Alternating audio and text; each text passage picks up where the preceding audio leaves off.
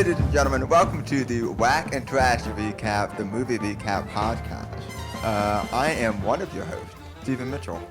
And I'm your other host, Zetch Olson. Yeah, and today we're talking about what some critics, I think, have referred to as the greatest movie of all time.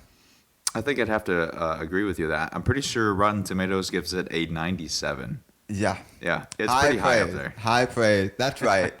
It's Sharktopus versus Pteracuda. The long awaited sequel, yes, yeah. to whatever the first one was. The Sharktopus. And so bad we don't even need to mention it. I thought Sharktopus versus Pteracuda was the first one because I had watched Sharktopus versus Werewolf back in high school. Well, I'll be honest with you. I didn't even know Sharktopus was a series.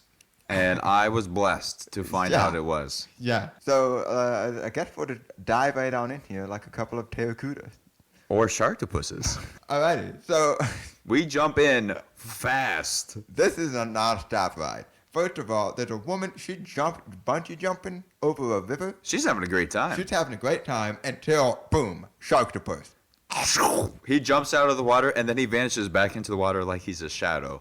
And so the Sharktopus eats her and then swims deeper into a resort. A resort? I can only assume. And eats a guy who was ziplining, I think. And then he either comes back, it's either the same guy who has survived the shark bite, or it is a different guy. Yeah. We're not sure. Same with the bungee jumping lady. Because he's bleeding. It was unclear if anybody actually died in this attack, or if it's just a bunch of the same. We are unclear about this. All we know is that Sharktopus is very vicious. Very vicious. But then some random lady hits a button on a computer and Sharktopus explodes. Out of nowhere. We don't know what's happening. I don't know what's happening. I don't know who this lady is. Now, my theory is that this is like the ending of the first Sharktopus. Well, but we don't have that no context. Way of knowing. So not a clue. So Sharktopus blows up, dead. And I was like, this is the titular character. What happened? It had a baby. It's one of those species that can reproduce by itself. I guess so. We get introduced to Lorena. She's studying the ecosystem of this particular part of the ocean. We jump to the lab with Mr. Sims testing. Dr. Symes, excuse me. He's testing the other contestant in this film, Pteracuda. Right. I mean, it's like a missile launcher. They're like, it's 40 degrees something, and it's like literally Pteracuda drops out of like a fighter jet or something, and then it shoots out like a missile and explodes a Jeep. It's traveling at 200 miles an hour, and we know that because they say it multiple times. And so they're testing the Pteracuda, and they turn us to Mr. Hammerstein. The stud of the film. Yeah, he's cool. He's brooding. I mean, and then he's all like, as your head of security, it's my obligation to say you're nuts. And you're like, this guy doesn't mess around. Also, he's apparently the head of security. We get this monologue from Dr. Symes about how they've been layering the genetics of this prehistoric data with other mutants. It's kind of like a Jurassic Park kind of a thing going on, but instead of them being, amusement park traps, they're actually being used for weapons. Right. So the idea is that you would have a missile that is living? That seems to be the message I was receiving, and I was like, why do we want that? Well, so he does clarify that the reason that it's a pterodactyl and a barracuda is so that it can attack on land and water. Now, back at the base, there's this guy, and he's being suspicious, and he starts turning off all these things, and then he leaves, and nobody notices a thing. And they're like, all right. And he takes a computer with him. Yeah, he takes a whole computer with him, and they're like, Pteracuda, it's time to come home. And come home he does, but much faster than they want. Much faster than they want. And instead of going back to the docking bay, he breaks through the skylight and he bites the lady's head off. Yeah, I mean, he perfectly enters in just the right amount to just get her head. And then immediately exits. And then leaves. And then they're all like, Mr. Hammerstein, kill him. Which is like, what? I thought you were hired to protect this high-tech weapon. Well, yeah, he was hired to protect Dr. Symes, is my understanding. And now you're chasing Pteracudas? I guess. They get into the helicopter. And Hammerstein puts up his daughter's picture. It's a very, very sweet moment. Shows you that he has lots of heart. And he's like, this is the last thing I want to look at before I die or whatever. And then he's like, chopper pilot's like, and I'm still looking at your face. And you're like, this guy. It's little rascal. Good comedy relief. Spoiler alert, the whole team dies. Oh, why would you say that? I mean, it is Oh, a my. massacre. They're in a helicopter chasing down this thing. And of course, when it happens, he takes down the helicopter. Yep. And because they're over the ocean, they crash into the ocean. And because this thing is both pterodactyl and barracuda, it goes underwater and eats them. Which everybody's like treading the water for a really long time and nobody's moving until everybody dies and Hammerstein's like, I better swim out of here. And somehow he does. So tell me this. If this guy has made this biological weapon, why does he think that sending a singular helicopter after it is going to stop it? Yeah, the whole point is that it's like... It's indestructible. That's the idea. Because if their little puny pistols were going to kill it, it's a pretty terrible weapon. Absolutely. Yeah. But anyway, Dr. Symes realizes that the commands are coming from somewhere else, but he's not sure where. The Pteracuda had like a implanted thingy in its brain. Right. So it's control. receiving commands from somebody. Right. Mr. Hammerstein, gets on the land. The Pteracuda's coming down on him. Thankfully, we cut over to the scientist who robs them. He's hijacking the Pteracuda on his computer as he's driving, and he's also drinking coffee, and he's trying to multitask. And as he's driving and multitasking with the coffee, he spills the coffee on the laptop and then runs the Jeep, the car he's driving into a tree. And he goes, son of a car sack! And because he does that, though, he's like shut down the system, so the Pteracuda decides to not murder Hammerstein for some reason. It just goes off and starts becoming predatory. We now go to another resort, which in this movie, if you're at a resort, you're in danger. Technically not a resort. It's a... well, I mean, it's like a whole island, so there's a lot of resorts. And right. Stuff. But it's then like a wildlife attraction. It's like an aquarium, but also kind of like a theme park. Because now Sharktopus has grown up, and Lorena, excuse me, Please. Has become its trainer, obviously. Yes. And has made some sort of deep connection with this thing. Right, and so she's been training it for 6 months, is what we're told. So Lorena is training up Sharktopus. Yes. And her uncle runs this theme park, this aquarium theme park. Lorena works for it, and the uncle's like, we're going to bring in all the money because we are going to, we're going to show off Sharktopus. And she's like, yeah, he's not ready yet because he has not made it, like, social bonds yet. And he's like, who cares? And so he throws fish out because he wants Sharktopus to, like, jump up like a seal. Or a dolphin or like it's trained or something. And she's like, no, you just gave her a taste. Sharktopus a taste for blood. We're screwed. You've undone all 6 months of our training. Yeah, and Uncle was like, who cares? He calls over, so the uncle guy, he calls over one of the old staff members. Yeah. So he calls him over to try and like slap the water to get Sharktopus to come up and do the attraction thing. And so he does that, but Sharktopus obviously gets a little angry. And so he attacks the old staff member. And so now the uncle's like, oh snap, we gotta sedate this thing. And I'm not a scientist, but he uses chlorine to sedate. What's it, chlorine? Yeah. This guy throughout the film dumps like 5 buckets of chlorine. It's like a lot. I thought it was bleach for some reason. I have it written down that it's chlorine. It might have been bleach and chlorine. Who knows? So Lorena's at home, and she's trying to figure out Sharktopus. She wants to publish her big article. This is going to be her big break. Which good for her career-wise. Yeah, right? But she needs to learn to, separate her work life and her personal life. Because here comes her boyfriend. Uh-huh, and he's all like, hey, it's Rick time. And he's like, come on, babe. Let's do something that's not looking at Sharktopus. And she's like, I got to get it done. And she's like, too bad. So they go out to dinner, and then she's still, like, on the phone about Sharktopus, and it's like, calm down. And there's also this, like, weird thing where she's like, Sharktopus is so smart. Look, he points at the word food, and then at fish. And then Vic is like, wow, that's really impressive. And then they leave, and the video keeps playing, so we get to see it, and it goes, food, human being. Rick is upset about Lorena being caught up in work, and Lorena is excited to do real science with Sharktopus. Right. So you have this, like, real tension between this romantic couple. Yeah, and then this is wild. Rick's credit card gets declined, and the restaurant just cuts that sucker in half. Yeah. And so now Lorena obviously has to pay for lunch or dinner. Like, all right, we cut back to Hammerstein. He's at the lab where Dr. Symes is, and he's like, I'm the only one who survived. And he's a real man's man because he's sewing up his own leg right now. Oh, yeah. And Dr. Symes responds with, well, what can I say? My chili always wins the cook-off, which is a wild thing to say when somebody just told you all of his friends died. Dr. Symes is not the most socially aware person. What we're going to learn in this movie is that there are a lot of terrible people in the world. So, at one point, they're at this resort, and there's this couple. Oh, yes. And they're like, they are just trying to have their money's worth at this aquarium resort thing. The dad, like, feeds some dolphins, and he's like, this is lame. I heard there was a Sharktopus. And then Lorena's like, he's not ready.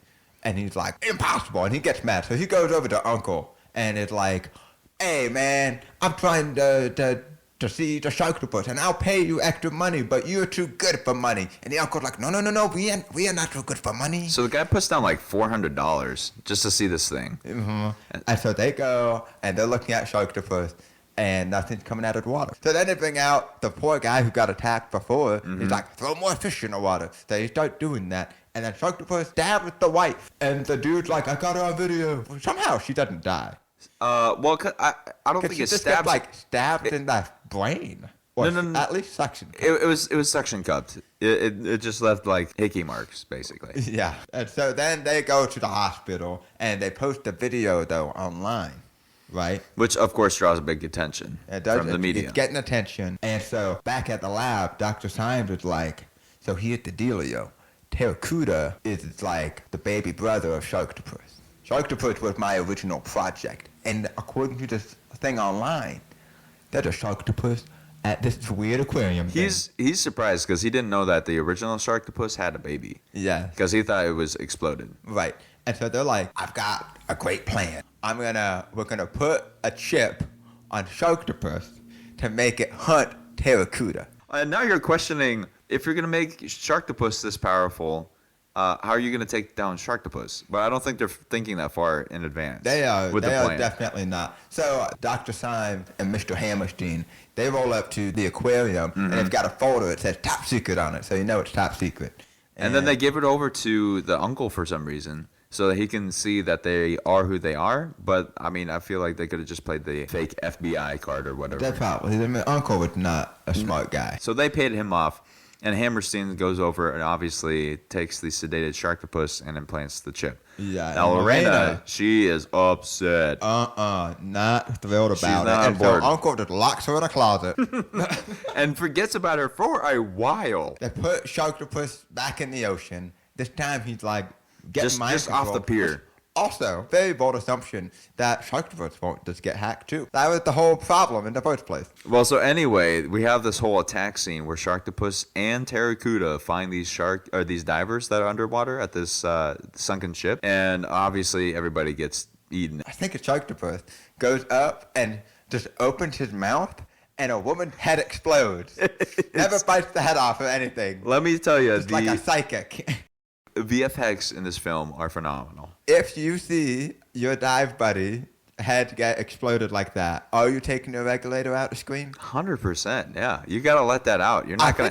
I'm just screaming into the regulator. It's not as fulfilling if you scream into the regulator because then it's all muffled. So anyway, after this, Sharktopus and Pteracuda finally begin to fight each other. Yeah, and like the Sharktopus, like RKO the Pteracuda. He is slamming this thing around. So Sharktopus comes up to Pteracuda, and he's about to fly away, but before he does, he just tails flaps him in the face. Incredible. It is phenomenal.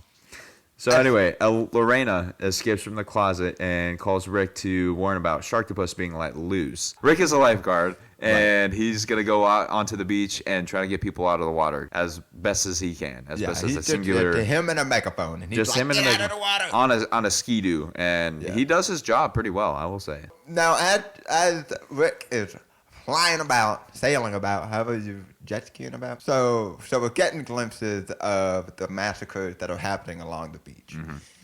The poor woman who got attacked before gets attacked a second time, but this time by Pteracuda, but they live, which is impressive.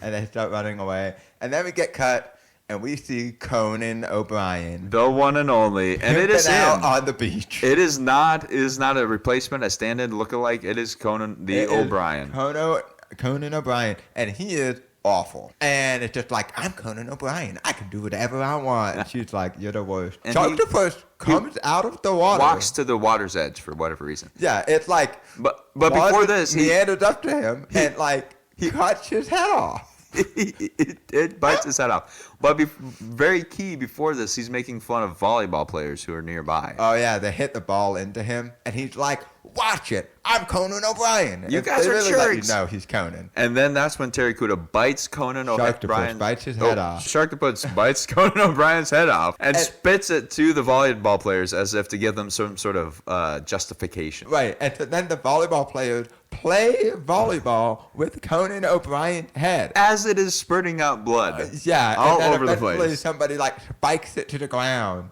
and then you get a close up of the head, which is just the worst mannequin head. I think it was a very accurate 1-for-1 representation. Now we go to Pteracuda, who starts attacking people on the beach. Yeah. And then Symes and Hammerstein find out that the rogue guy was a Russian guy. Vlad. And he confirms that the test mission was successful with Pteracuda. So that means he's working for somebody else. He's just a hire. And so now he's just trying to take back control of Pteracuda, and he's on the phone. He's like, and this baby will home like Lenny Bird pigeon. Then we get a very, very sad shot, which I'll backtrack for a second and say that while Pteracuda is terrorizing the people on the beach, we see this vacation couple again that was first attacked by Sharktopus. And they obviously get attacked by Pteracuda. So they're just having the worst vacation that you can possibly imagine. So then they're on their way home, flying in an airplane. And, of course, Pteracuda comes along and takes that plane down. And as it's flying down, the flight attendant is like, I think we're going to make it. And then immediately it explodes. I mean, the whole thing. I appreciate her Optimism, though. Yeah. Mr. Munoz is the owner of the resort. That is Lorena's uncle. So Mr. Munoz goes through this quick monologue about how he's shutting down the resort, and he does it over the microphone so that all the people that are visiting at that current time know that the resort is closing in 5 minutes, and that he's running away with his money, and he feels no regrets about that. Yeah, because he got paid from Dr. Simon Hammerstein, so he's like, the resort is closing. And as him and his friend are leaving, they're like, oh, we forgot something. Lorena is in the closet still. And it's like, bro. Yeah, he's not concerned about nobody other just than wants himself his and money. his money. And so then we go to another attack between Sharktopus and Pteracuda. Neither of them end up hurting each other that much. No, but this is the scene where Pteracuda takes the Sharktopus's microchip out. This is the scene. They like drilled into Sharktopus's head, but apparently he was just wearing a helmet the whole time. This is also the scene where he's killing the Sharktopus and Pteracuda are like killing people on jet ski. They kill 2 of the people on the tube. And then it cuts to the person on a jet ski. And then it cuts back to the tube. And people have come, back to life. Also, not at all the same positions. not the same people. Like it was a woman at the front of the tube, and then it was a man. Somebody on set was not paying attention. Not at all. I like to imagine that there was like a rip in the time-space continuum, and this guy was just the most unfortunate, like, swap. That'd be the worst place to teleport into. You're just like what the heck is happening? Oh, Yep. head gone. Gone. Destroyed. Rick goes, saves the girl, which is great for him. It's Lorena very good gets for him. kidnapped by Dr. Symes and Hammerstein because they're like, she's the one who knows Sharktopus well enough now that the helmet's been knocked off. Because she's the only one that has a connection to this thing. Right. Somehow, Lorena escaped from being kidnapped for a little bit and happened to see Rick, which is impressive. Very impressive. So she goes out and runs and talks to him, has a really heartfelt moment. They're like, no, don't go back out and save people. And he's like, I must. And he's like, I'm too handsome to die. He said that. And then, he goes back out, and what happens? Pteracuda eventually bites his rips head off. his head off. Yeah. And then Dr. Symes like grabs Lorena and is like, yeah, your boyfriend's an idiot. Quick side note, though, right before this happens, they drive to the beach, and Hammerstein makes this harpoon gun, which he then practice fires into this dive bar or something, and he hits a disco ball. And he hits a disco ball, and he's like, I thought that would work. And it's like, a disco ball that powerful? Is that a good... I guess. Is the Sharktopus skin and disco ball like a 1-to-1 ratio here? Is that what I'm discovering? If so, this thing should have died a long time ago. Yeah, it sounds like it's fragile. I don't know a lot about disco balls or Sharktopuses, so maybe they're both more durable than I think. So, anyway, we go to Lorena and Symes and Hammerstein. They head back to the resort to stop Vlad from sending Pteracuda to a nuclear reactor to make it melt down. So we are in a region where there are nuclear reactors. And it's called, by the way, the Fukushima app. The Fukushima. It's the name of the pre-built program that can cause Pteracuda to destroy nuclear power plant. It's like a button. You press a button and Pteracuda knows to go to the the nearest nuclear plant. I guess so. And unfortunately for them, there happens to be one close by. While this is happening, Sharktopus returns back to the aquarium, and it's like attacking Uncle, and he gets attacked by a Sharktopus, and he goes, "My money!" and it like flies everywhere, and then he gets murdered.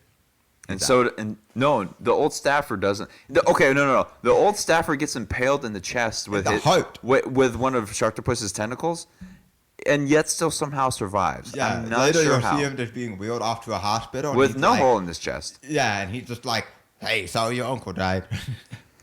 And that's the last we see of him. He seems to be a very nice guy, though. Yeah, he seems genuine. So they chase down Vlad, they find out he's doing the Fukushima thing, and they take back the system. Yeah, there's a whole. It really wasn't that intense of a scene.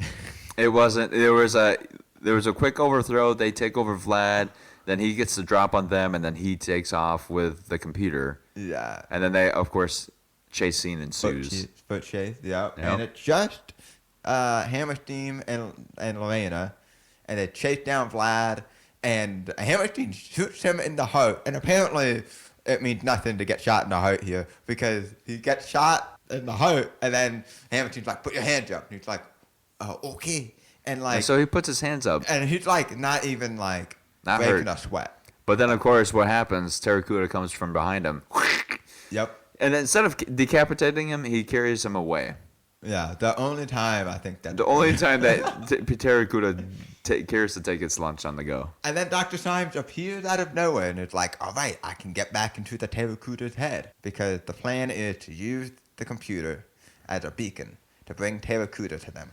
That's right. And they know that Sharktopus is at the aquarium, so that's the plan. So what happens is they pull up to the aquarium, and then Dr. Symes is like, "Get out. I'm leaving." And they're like, "You're a jerk." And he's like, "Too bad." And he like pulled a gun on him or something. Throws the computer out. Nothing happens. Symes drives off, and Lorena and Hammerstein have the computer.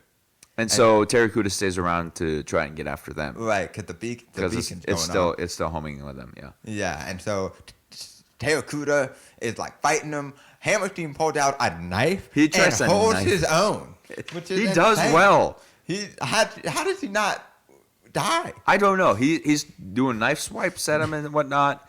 He dodges them, and then he and Lorena end up running into a bathroom. Yeah, which is the safest place for Pteracuda, apparently. Absolutely. Yeah, and look, you know what? This is a good life lesson. Always bring a knife to a Pteracuda fight. That's what I've always said. I stand by that. And so then they've got like a heart-to-heart about his kid. It's an emotional scene. So, Sharktopus shows up yet again, I think for the third time. He and Pteracuda face off. Yep. Without any casualties between the two of them. To save Lorena is the vibe I got. And Hammerstein tracked down Dr. Syme to like talking to the bad guy that the Russian guy was talking to, and it's like, I can just do whatever it is that you wanted for money. Everybody's money obsessed in this thing. Yes, they are. And then Hammerstein shows up with a gun, and it's like, let's have a little walk. And it gives him the computer with the Pteracuda signal. The homing missile. And sends him out into the ocean, and then shoots the boat. He's like, Hammerstein, I didn't think you would, you're the kind of guy who would kill me. And he's like, no, I'm not going to do it. And technically Pteracuda come to kill him, but it's like, dude. Pteracuda comes and grabs him, is about to take him off, but then Sharktopus jumps out of the water and grabs his legs, and obviously he gets pulled into two. Yeah, it is one of the worst ways to go. But as the person who made both of them, did he have it coming? Absolutely. Definitely. So now we cut back. It's Lorena is at the aquarium. Mm-hmm. Hammerstein joined, and this is where the real heart-to-heart stuff happened. That's right. And Lorena is sad because she's like, I'm just so obsessed about being the best scientist and getting my paper published, I didn't see the very obvious warning sign that Sharktopus was not like a good thing to have around. She's also lamenting Rick, I think, a little bit too. I think but that she's might be mostly kinda concerned. Mostly concerned about She's like, Sharktopus, but I'd "Who like to am think I?" that she has a bit of a heart. Yeah. And so then Hammerstein has a real good point, and I think this is one of the takeaways of the film. Amen. I'm gonna word for word quote him. He Okay. says this: having a pity party won't change your past, but it might stop you from doing good with your future. Let that sink in. So Lorena finds out afterwards that it's an endothermic creature.